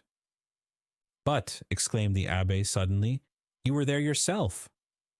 "I," said Caderousse, astonished. "Who told you I was there?" The abbé saw he had overshot the mark, and he added quickly, "No one. But in order to have known everything so well, you must have been an eyewitness." True, said Caderousse in a choking voice. "I was there." "And did you not remonstrate against such infamy?" asked the abbé. "If not, you were an accomplice." "Sir," replied Caderousse, "they had made me drink to such an excess that I nearly lost all perception. I had only an indistinct understanding of what was passing around me. I said all that a man in such a state could say, but they both assured me that it was a jest they were carrying on and perfectly harmless." Next day, sir, you must have seen plain enough what they had been doing, yet you said nothing, though you were present when Dante was arrested." "Yes, sir, I was there, and very anxious to speak, but Danglars restrained me." "If he should really be guilty," said he, "and did really put in to the island of Elba, if he is really charged with a letter for the Bonapartist committee at Paris, and if they find this letter upon him, those who have supported him will pass for his accomplices. I confess I had my fears in the state in which politics then were, and I held my tongue. It was cowardly, I confess, but it was not criminal. I understand. You allowed matters to take their course, that was all. Yes, sir, answered Caderousse, and remorse preys on me night and day. I often ask pardon of God, I swear to you, because this action, the only one with which I have seriously to reproach myself in all my life, is no doubt the cause of my abject condition. I am expiating a moment of selfishness, and so I always say to La Carconte when she complains, "Hold your tongue, woman, it is the will of God." And Caderousse bowed his head with every sign of real repentance. Well, sir, said the abbé, you have spoken unreservedly, and thus to accuse yourself is to deserve pardon. Unfortunately, Edmond is dead, and has not pardoned me. He did not know, said the abbé. But he knows it all now, interrupted Caderousse. They say the dead know everything. There was a brief silence. The abbé rose and paced up and down pensively, and then resumed his seat. You have 2 or 3 times mentioned a Monsieur Morel, he said. Who was he? The owner of the Pharaon and patron of Dantes. And what part did he play in this sad drama? Inquired the abbé. The part of an honest man, full of courage and real regard. 20 times he interceded for Edmond. When the emperor returned, he wrote, implored, threatened, and so energetically that on the second restoration he was persecuted as a Bonapartist. 10 times, as I told you, he came to see Dantes's father and offered to receive him in his own house. And the night or 2 before his death, as I have already said, he left his purse on the mantelpiece, with which they paid the old man's debts and buried him decently. And so Edmond's father died as he had lived, without doing harm to anyone. I have the purse still by me, a large one made of red silk. And, asked the abbé, is Monsieur Morel still alive? Yes, replied Caderousse. In that case, replied the abbé, he should be a man blessed of God, rich, happy. Caderousse smiled bitterly. Yes, happy as myself, said he. What, Monsieur Morel unhappy? Exclaimed the abbé. He is reduced almost to the last extremity. Nay, he is almost at the point of dishonor. How? Yes, continued Caderousse, so it is. After 25 years of labor, after having acquired a most honorable name in the trade of Marseille, Monsieur Morel is utterly ruined.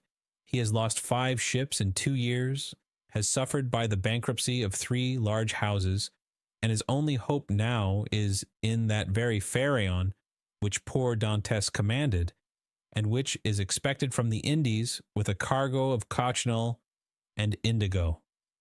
If this ship founders like the others, he is a ruined man. And has the unfortunate man wife or children? Inquired the abbé. Yes, he has a wife who through everything has behaved like an angel. He has a daughter who was about to marry the man she loved, but whose family now will not allow him to wed the daughter of a ruined man. He has, besides, a son, a lieutenant in the army, and, as you may suppose, all this, instead of lessening, only augments his sorrows. If he were alone in the world, he would blow out his brains, and there would be an end. Horrible, ejaculated the priest. And it is thus heaven recompenses virtue, sir, added Caderousse. You see, I, who never did a bad action but that I have told you of, am in destitution, with my poor wife dying of fever before my very eyes, and I unable to do anything in the world for her. I shall die of hunger, as old Dantes did, while Fernand and Danglars are rolling in wealth. How is that? Because their deeds have brought them good fortune, while honest men have been reduced to misery. What has become of Danglars, the instigator, and therefore the most guilty? What has become of him?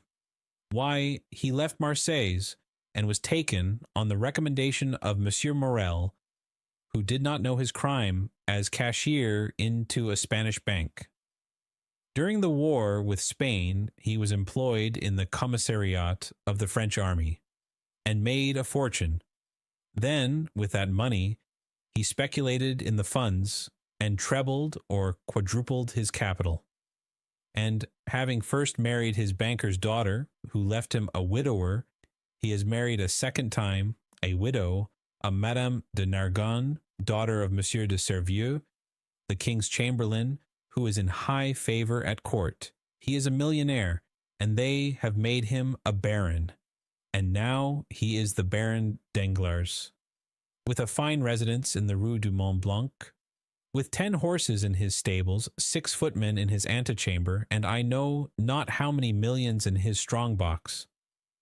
Ah, said the abbé in a peculiar tone, he is happy. Happy? Who can answer for that? Happiness or unhappiness is the secret known but to one's self and the walls.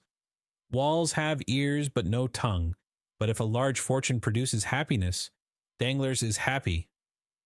And Fernand? Fernand, why, much the same story. But how could a poor Catalan fisher boy, without education or resources, make a fortune? I confess this staggers me. And it has staggered everybody. There must have been in his life some strange secret that no one knows. But then, by what visible steps has he attained this high fortune or high position? Both, sir. He has both fortune and position, both. This must be impossible. It would seem so, but listen, and you will understand. Some days before the return of the emperor, Fernand was drafted. The Bourbons left him quietly enough at the Catalans, but Napoleon returned, a special levy was made, and Fernand was compelled to join. I went too, but as I was older than Fernand and had just married my poor wife, I was only sent to the coast. Fernand was enrolled in the active army, went to the frontier with his regiment, and was at the Battle of Ligny. The night after that battle, he was sentry at the door of a general who carried on a secret correspondence with the enemy. That same night, the general was to go over to the English. He proposed to Fernand to accompany him. Fernand agreed to do so, deserted his post, and followed the general. Fernand would have been court-martialed if Napoleon had remained on the throne, but his action was rewarded by the Bourbons. He returned to France with the epaulet of sub-lieutenant, and as the protection of the general, who was in the highest favor, was accorded to him, he was a captain in 1823 during the Spanish War. That is to say, at the time when Danglars made his early speculations. Fernand was a Spaniard, and being sent to Spain to ascertain the feeling of his fellow countrymen, found Danglars there, got on very intimate terms with him, won over the support of the royalists at the capital and in the provinces, received promises and made pledges on his own part, guided his regiment by paths known to himself alone through the mountain gorges which were held by the royalists, and, in fact, rendered such services in this brief campaign that after the taking of Trocadero he was made colonel and received the title of count and the cross of an officer of the Legion of Honor. "Destiny, destiny," murmured the abbé. Yes, but listen, this was not all. The war with Spain being ended, Fernand's career was checked by the long peace, which seemed likely to endure throughout Europe. Greece only had risen against Turkey and had begun her war of independence. All eyes were turned towards Athens. It was the fashion to pity and support the Greeks. The French government, without protecting them openly, as you know, gave countenance to volunteer assistance. Fernand sought and obtained leave to go and serve in Greece, still having his name kept on the army roll. Some time after, it was stated that the Comte de Morcerf, this was the name he bore, had entered the service of Ali Pasha with the rank of instructor general. Ali Pasha was killed, as you know, But before he died, he recompensed the services of Fernand by leaving him a considerable sum, with which he returned to France, when he was gazetted lieutenant general. So that now, inquired the abbe. So that now, continued Caderousse, he owns a magnificent house, number 27, Rue du Helder, Paris. The abbe opened his mouth, hesitated for a moment, then making an effort at self-control, he said, "And Mercédès, they tell me that she has disappeared?" "Disappeared," said Caderousse. "Yes, as the sun disappears, to rise the next day with still more splendor." "Has she made a fortune also?" inquired the abbe, with an ironical smile. "Mercédès is at this moment one of the greatest ladies in Paris," replied Caderousse. "Go on," said the abbe. "It seems as if I were listening to the story of a dream, but I have seen things so extraordinary that what you tell me seems less astonishing than it otherwise might. Mercédès was at first in the deepest despair at the blow which deprived her of Edmond. I have told you of her attempts to propitiate Monsieur de Villefort, her devotion to the elder Dantès. In the midst of her despair, a new affliction overtook her. This was the departure of Fernand, whose crime she did not know and whom she regarded as her brother. Fernand went, and Mercédès remained alone. 3 months passed, and still she wept. No news of Edmond, no news of Fernand, no companionship save that of an old man who was dying with despair. One evening, after a day of accustomed vigil at the angle of 2 roads leading to Marseille from the Catalans, she returned to her home more depressed than ever. Suddenly she heard a step she knew, turned anxiously around, the door opened, and Fernand, dressed in the uniform of a sub-lieutenant, stood before her. It was not the one she wished for most, but it seemed as if a part of her past life had returned to her. Mercédès seized Fernand's hands with a transport which he took for love, but which was only joy at being no longer alone in the world and seeing at last a friend, after long hours of solitary sorrow. And then, it must be confessed, Fernand had never been hated. He was only not precisely loved. Another possessed all Mercédès' heart. That other was absent, had disappeared, perhaps was dead. At this last thought, Mercédès burst into a flood of tears and wrung her hands in agony. But the thought, which she had always repelled before when it was suggested to her by another, came now in full force upon her mind. And then, too, old Dantès incessantly said to her, "Our Edmond is dead. If he were not, he would return to us." The old man died, as I have told you. Had he lived, Mercédès, perchance, had not become the wife of another, for he would have been there to reproach her infidelity. Fernand saw this, and when he learned of the old man's death, he returned. He was now a lieutenant. At his first coming, he had not said a word of love to Mercédès. At the second, he reminded her that he loved her. Mercédès begged for 6 months more in which to await and mourn for Edmond. "So that," said the abbé, with a bitter smile, "that makes 18 months in all." What more could the most devoted lover desire? Then he murmured the words of the English poet, "Frailty, thy name is woman."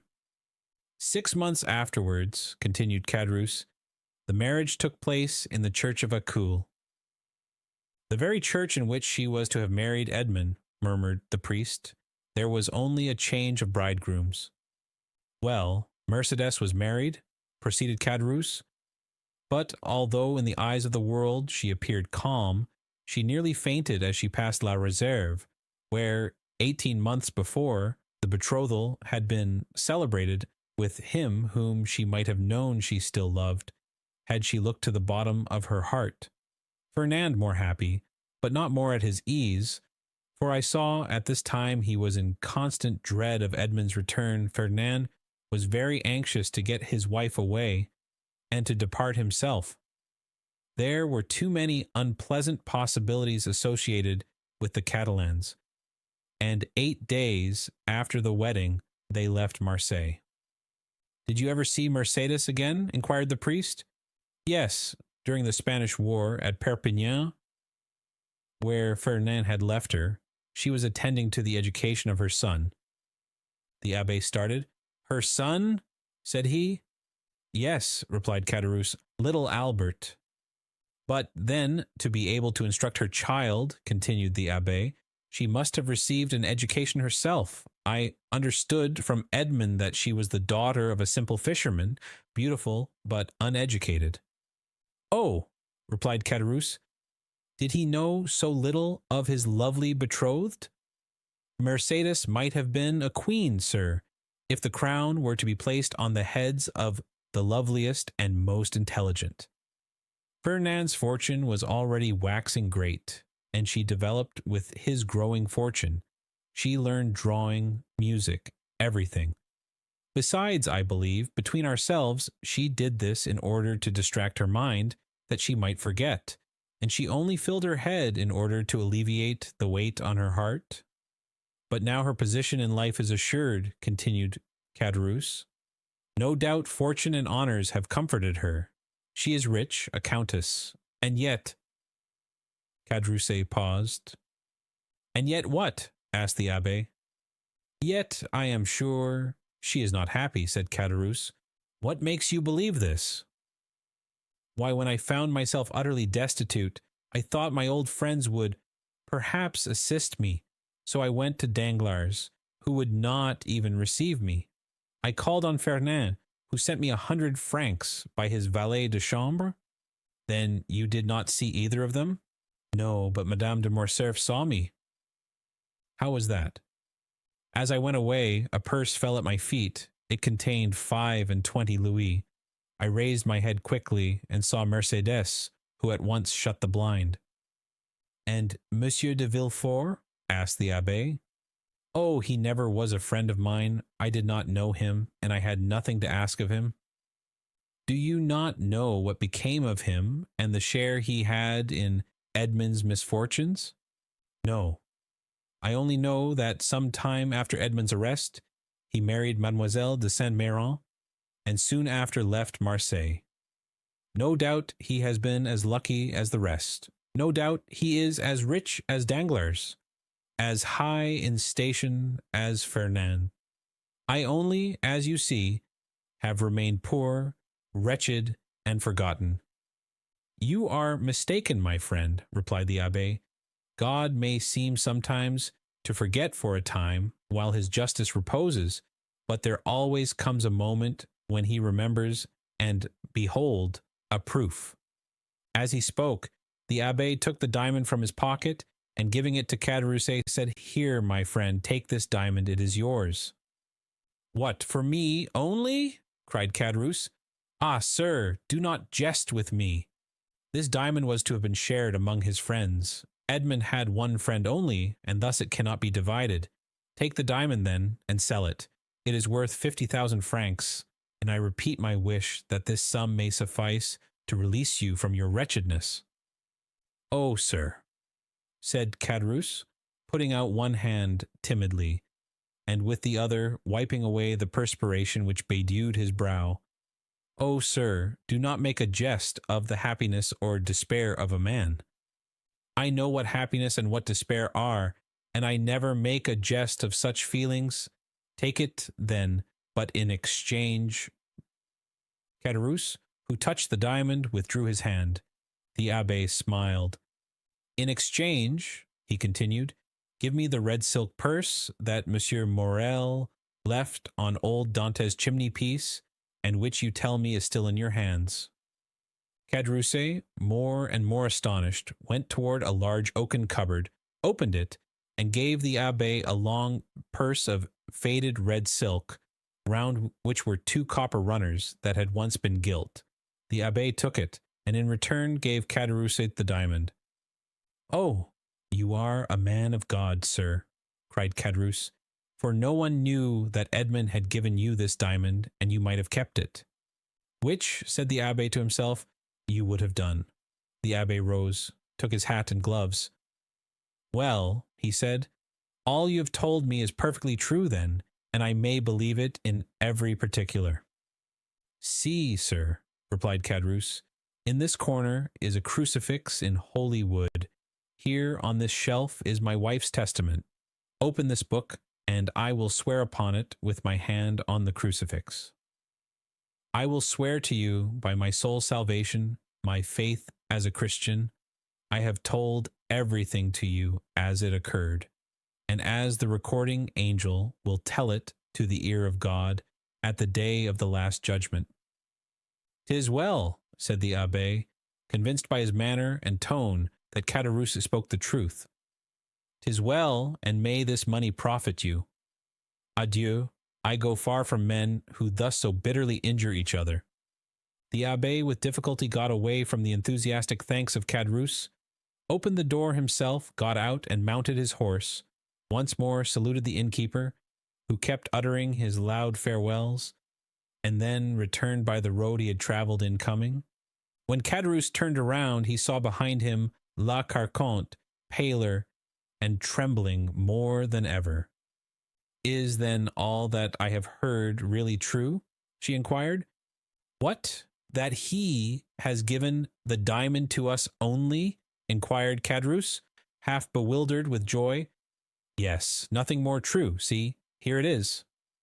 The woman gazed at it a moment, and then said in a gloomy voice, "Suppose it's false?" Caderousse started and turned pale. "False!" he muttered. "False! Why should that man give me a false diamond?"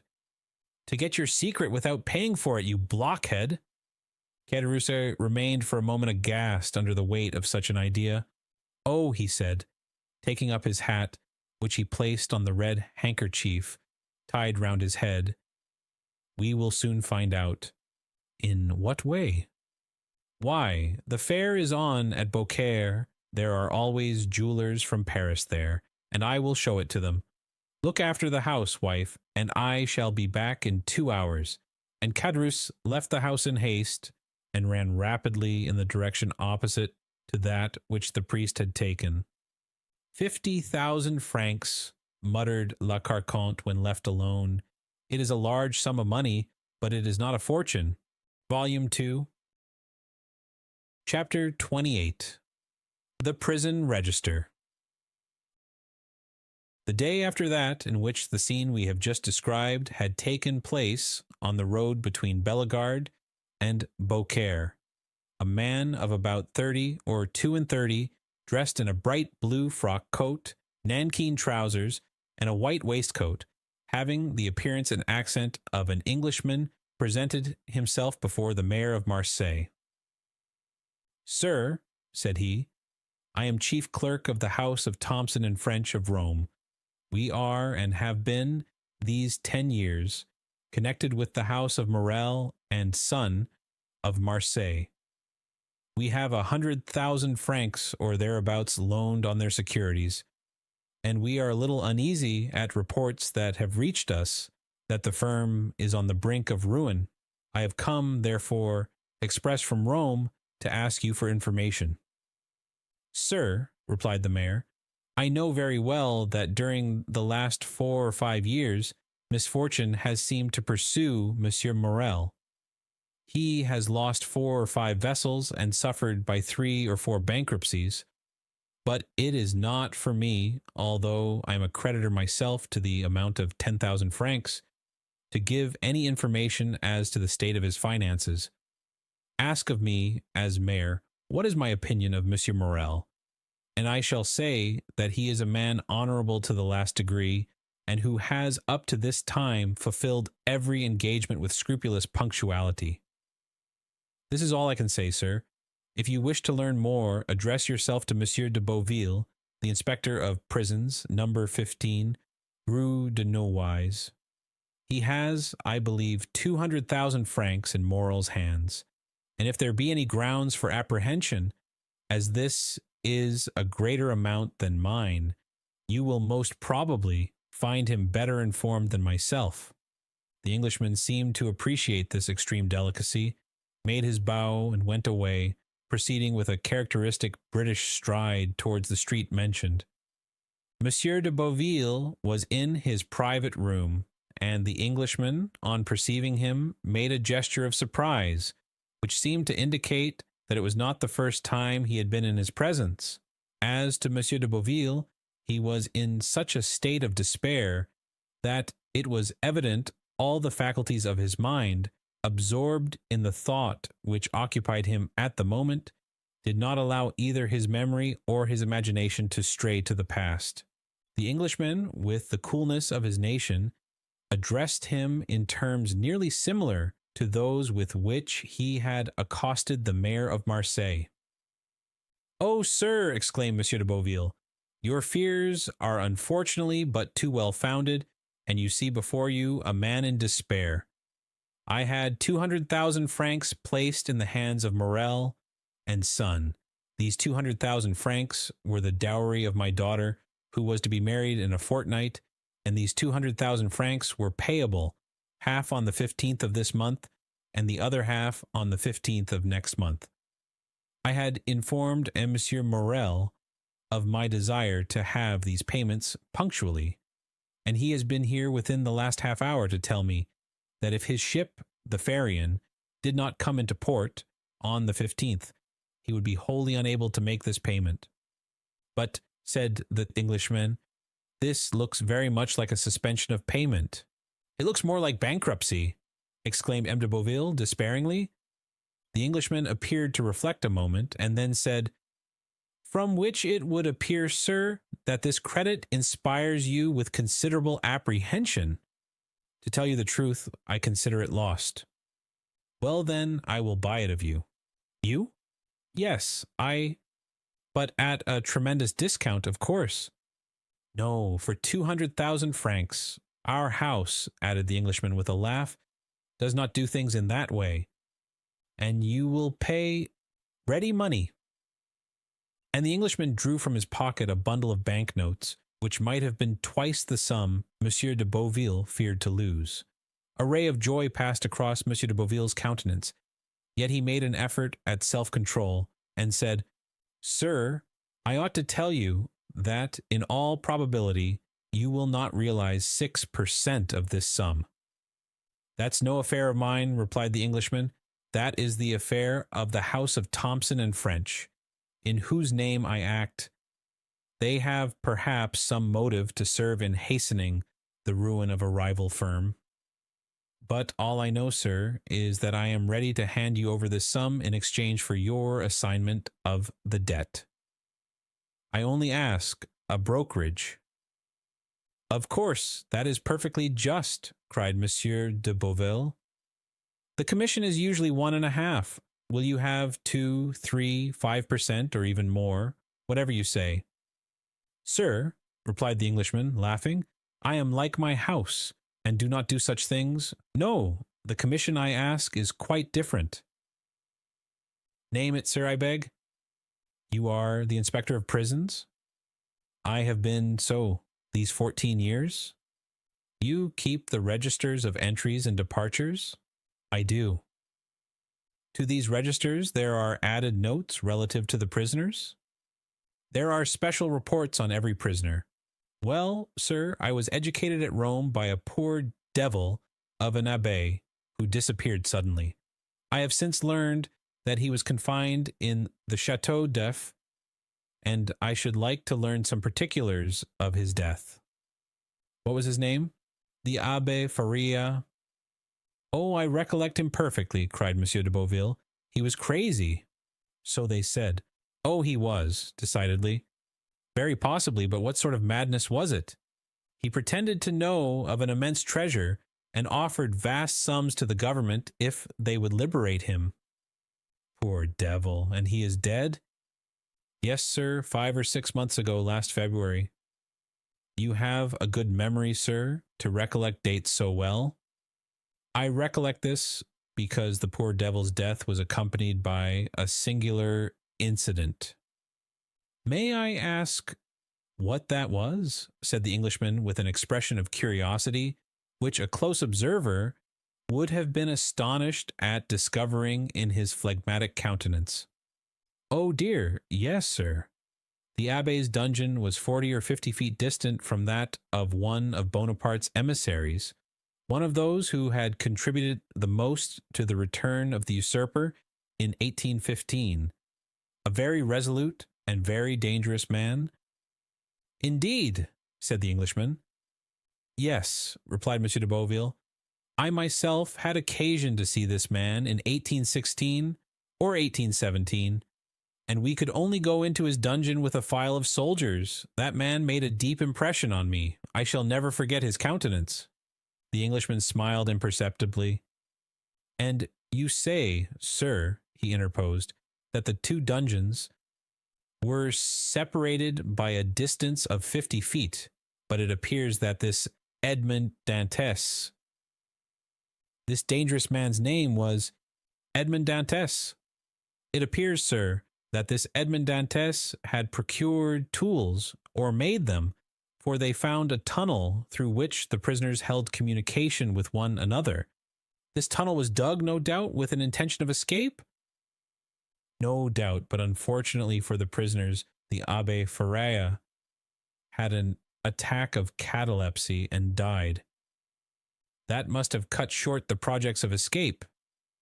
For the dead man, yes, replied M. de Beauville, but not for the survivor. On the contrary, this Dantès saw a means of accelerating his escape. He no doubt thought that prisoners who died in the Château d'If were interred in an ordinary burial ground, and he conveyed the dead man into his own cell, took his place in the sack in which they had sewed up the corpse, and awaited the moment of interment. It was a bold step, and one that showed some courage, remarked the Englishman. As I have already told you, sir, he was a very dangerous man, and fortunately, by his own act, disembarrassed the government of the fears it had on his account. How was that? How? Do you not comprehend? No.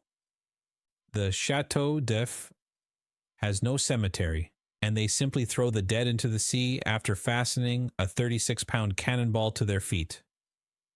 Well, observed the Englishman, as if he were slow of comprehension, well, they fastened a 36-pound ball to his feet and threw him into the sea. Really? Exclaimed the Englishman. Yes, sir, continued the inspector of prisons. You may imagine the amazement of the fugitive when he found himself flung headlong over the rocks. I should like to have seen his face at that moment. That would have been difficult.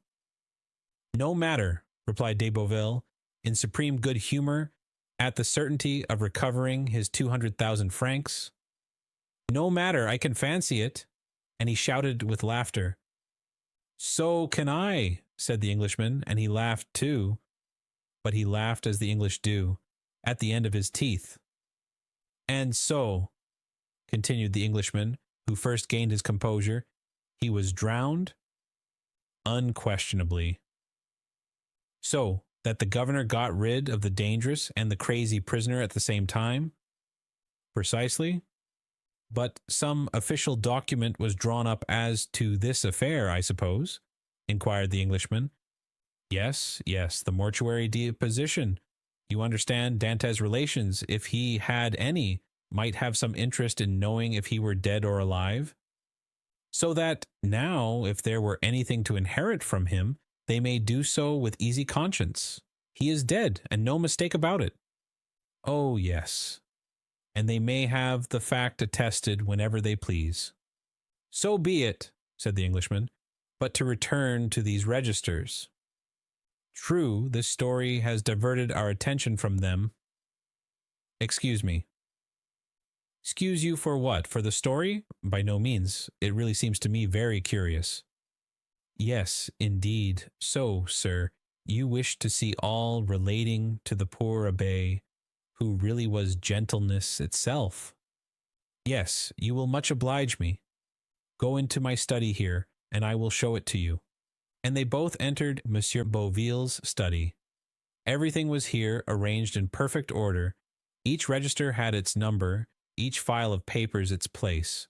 The inspector begged the Englishman to seat himself in an armchair, and placed before him the register and documents relative to the Chateau d'If, giving him all the time he desired for the examination, while de Beauvais seated himself in a corner and began to read his newspaper.